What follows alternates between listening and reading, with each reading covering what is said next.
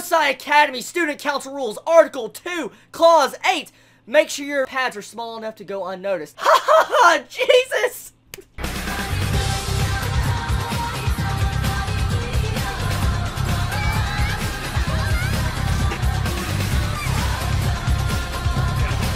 Oh, I was laughing my ass off this entire episode.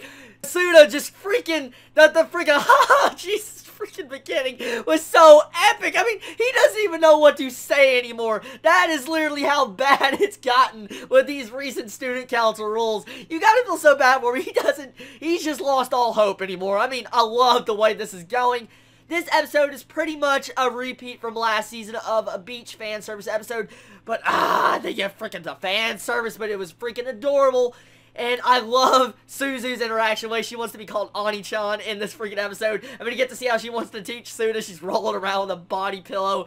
Oh, the freaking adorableness. And then you got just all the freaking perverted jokes, like the freaking foot fetish of Arya freaking rubbing Suda's back. I was like, oh my god, that's perverted. There's so many things that happen in this episode, like Yokoshima Sensei jumping that poor freaking surfer and just like, what do you mean again? It just jumps him.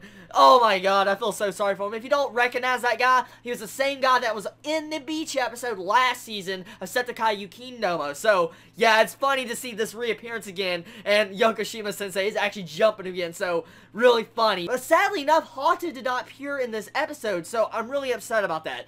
Now, one of my favorite moments, honestly, besides Taka Squid, was the Photoshop picture of Suda when he finally finds out what Kotami did to him, and she shows it to everyone in the freaking school. I was like, oh my god, that is so hilarious. The way she Photoshopped him, just, oh wow, they did a good job, really freaking good job. I had so many laughs in this episode.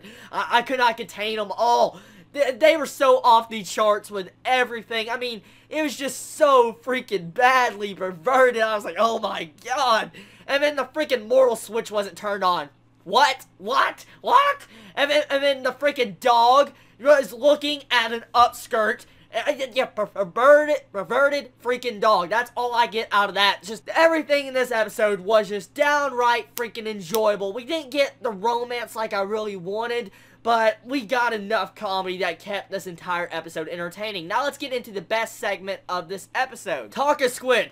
It gets more and more awkward every freaking time it is shown. I know this segment may not be as enjoyable as other segments, but I think why it's so good is because the awkwardness of it. I mean, it's so awkward the way it just is animated, the way it's portrayed, the freaking yogurt to freaking more people finding out, and it gets even worse. So that damn cliffhanger at Taka Squid got me like, what's gonna happen? You see 3 people just staring in on Suzu and Suda, so I was curious what's gonna happen, but it had to freaking end right there.